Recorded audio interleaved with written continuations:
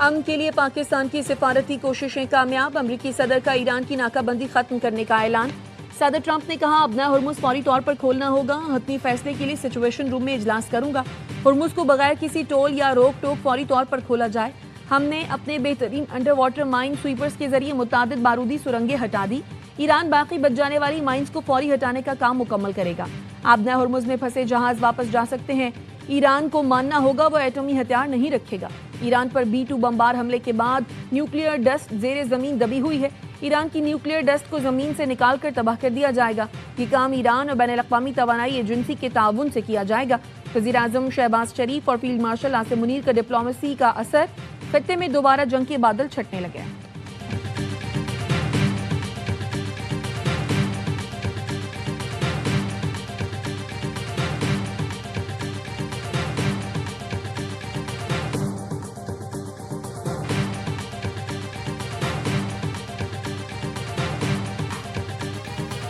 پہلی cease fire Pakistan کی effort سے ہوئی، اس دفعہ بھی سیز فائر کے بعد پھر ایکسٹینشن ہوئی، پھر ایک اور ایکسٹینشن ہوئی، ابھی تک وہ ایکسٹینشن چل رہی ہیں۔ پاکستان کا جو یہ رول ہے under the leadership of prime minister Shahbaz Sharif and field marshal Syed Asim Munir sahab, اس نے پاکستان کو ایک نئی ریکگنیشن دی ہے گلوبلی۔ امریکہ ایران میں اس بار بھی جنگ بندی پاکستان کی کوششوں سے ممکن ہوئی۔ پاکستان نے صورتحال میں بہتری کے لیے سفارتی رابطے تیز رکھے۔ پاکستان امن کا معمار ملک ہے۔ نائب وزیر اعظم اسحاق ڈار کی امریکی وزیر خارجہ سے ملاقات کے بعد پریس کانفرنس، کہا وزیر اعظم اور فیلڈ مارشل دنیا میں امن کے لیے بھرپور کردار ادا کر رہے ہیں۔ دونوں کی قیادت سے پاکستان کو نئی شناخت ملی۔ دنیا آج پاکستان کو امن کے لیے مثبت کردار ادا کرتے دیکھ رہی ہے۔ مارکو روبیو سے ملاقات خوشگوار رہی۔ فلسطین سے متعلق پاکستان اپنے اصولی موقف پر قائم ہے۔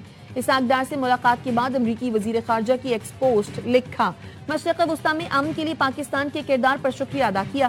پاکستان اور امریکہ نے تعلقات مزید مضبوط بنانے کے لیے مل کر کام کرنے پر اتفاق کیا۔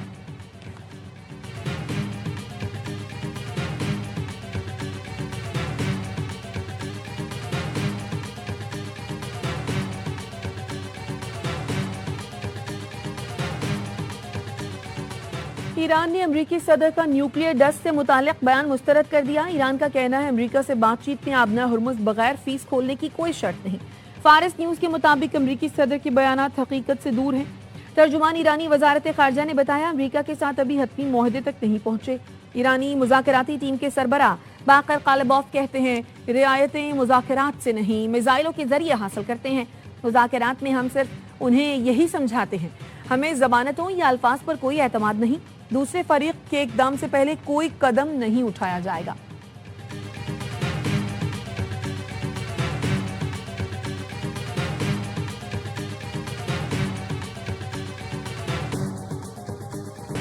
امریکہ ایران جنگ بندی میں بڑی پیش رفت، پاکستان کے لیے بھی اچھی خبر۔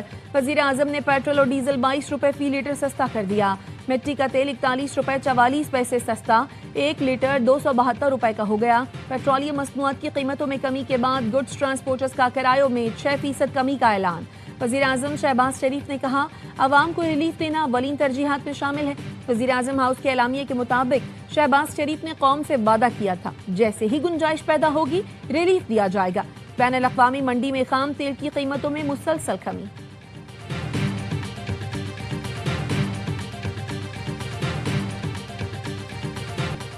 قومی اسمبلی اور سینٹ کا بجٹ اجلاس 5 جون کو طلب۔ وفاقی کابینہ کا خصوصی اجلاس بھی 5 جون کو ہوگا۔ سرکاری ملازمین کی تنخواہوں میں 10% اضافے کی تجویز زیر غور۔ ذرائع کا کہنا ہے 1 سے 2 لاکھ روپے آمدن والے طبقے کو ریلیف دینے کی تجویز زیر غور ہے۔ سالانہ 12 سے 22 لاکھ روپے تنخواہ لینے والے افراد کے لیے انکم ٹیکس میں کمی متوقع۔ رواں مالی سال کا قومی اقتصادی سروے 4 جون کو جاری کیا جائے گا۔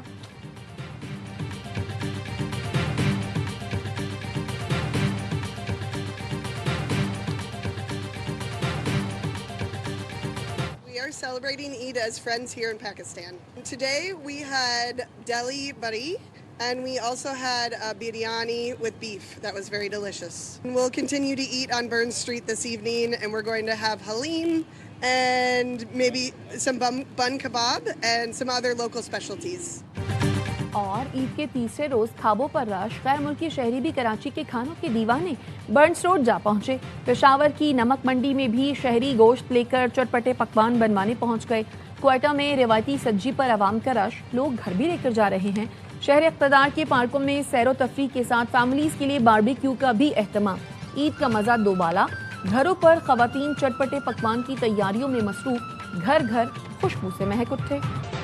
ایرانی صدر مسعود پزشکیان کی پھر پاکستان کی ستائش، سوشل میڈیا پر لکھا، پاکستان اور ملیشیا کے وزراء اعظم کو فون پر عید کی مبارکباد دی۔ وزیر اعظم شہباز شریف سے گفتگو میں معاہدے کے حصول کے لیے پاکستان کے مؤثر کردار اور سفارتی کوششوں کا شکریہ ادا کیا۔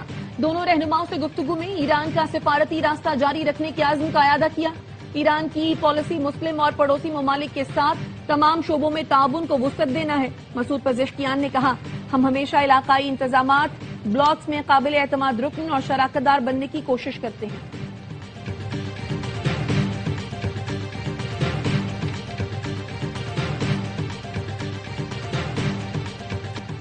وفاقی وزیر داخلہ محسن نقوی کی مکہ مکرمہ میں رابطہ عالم اسلامی کے سیکریٹری جنرل شیخ ڈاکٹر محمد بن عبدالکریم علیسہ سے ملاقات، عالم اسلام اور علاقائی امور سے متعلق متعدد موضوعات پر تبادلہ خیال۔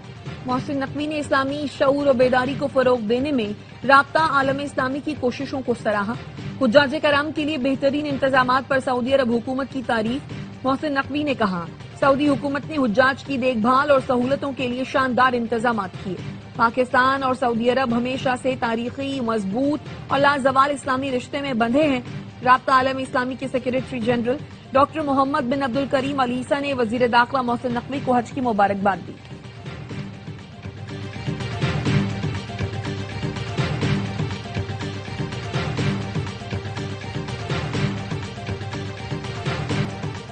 پی ٹی آئی خیبر پختونخوا کے صدر جنید اکبر اور دیگر رہنماؤں کو گلگت بلتستان پولیس نے گرفتاری کے بعد گلگت بدر کر دیا۔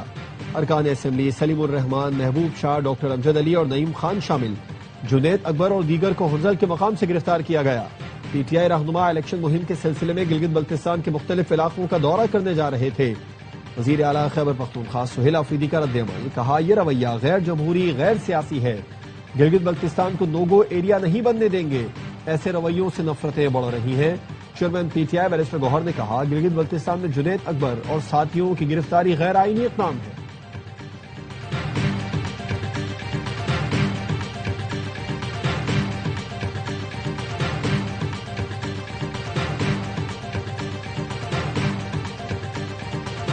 کراچی بندرگاہ کے قریب کھلے سمندر میں دو جہاز ٹکرا گئے۔ تصادم جہاز ایم وی نیوا اور ایم وی پاپوا کے درمیان ہوا۔ تصادم کے باعث ایم وی پاپوا سے کنٹینر سمندر میں گر گئے۔ چیئرمین کے پی ٹی کا کہنا ہے کہ جہاز حادثاتی طور پر ٹکرائے، کوئی جانی نقصان نہیں ہوا۔ واقعے سے متعلق مزید تحقیقات جاری ہیں۔ وزیر بحری امور جنید انوار چودھری نے واقعے کی رپورٹ طلب کر لی۔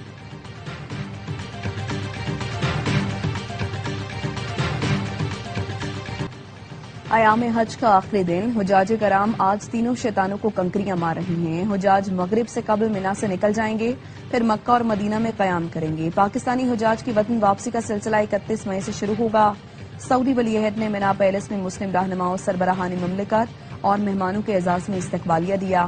پاکستان سے وفاقی وزیر برائے مذہبی امور سردار یوسف، گورنر سے نہال ہاشمی اور پاکستان علماء کونسل کے چیئرمین حافظ طاہر اشرفی نے شرکت کی۔ سعودی ولی عہد نے خادم حرمین شریفین کی جانب سے مہمانوں کا خیر مقدم کیا اور عید کی مبارکباد دی۔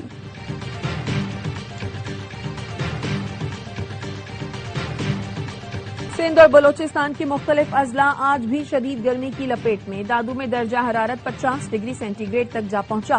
سکھر، شکارپور، جیکب آباد، لاڑکانہ، تھرپارکر، بدین، ٹھٹھا، حیدرآباد، سبی، تربت اور پنجگور میں بھی پارہ ہائی۔ خیبر پختونخوا کے میدانی علاقوں میں بھی شدید گرمی۔ کشمیر کے پہاڑی علاقوں میں تیز ہواؤں کے ساتھ بارش کی پیشگوئی۔